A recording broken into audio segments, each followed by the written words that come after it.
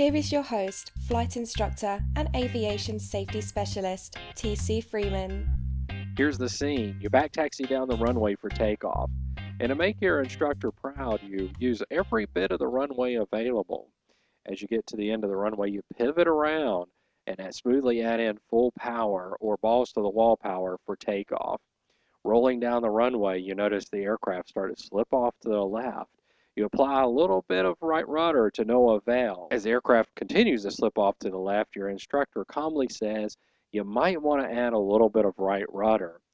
Noticing that the side of the runway is coming up quickly, you're tempted to jam full right rudder to correct the situation, but fear you might over control and the aircraft will wildly swing to the right, causing an out of control situation.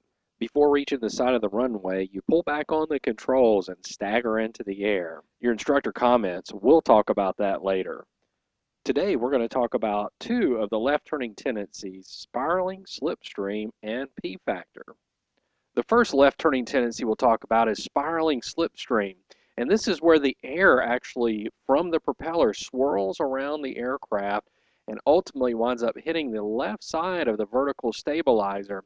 And that will force the aircraft to the left, requiring the right rudder to keep the aircraft on the runway center line.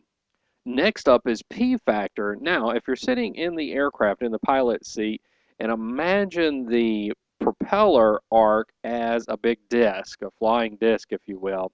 And if you split that disc into two parts from, say, north to south or in two halves, well, the right side is the descending blade, and that descending blade has a larger angle of attack than the ascending blade on the left-hand side.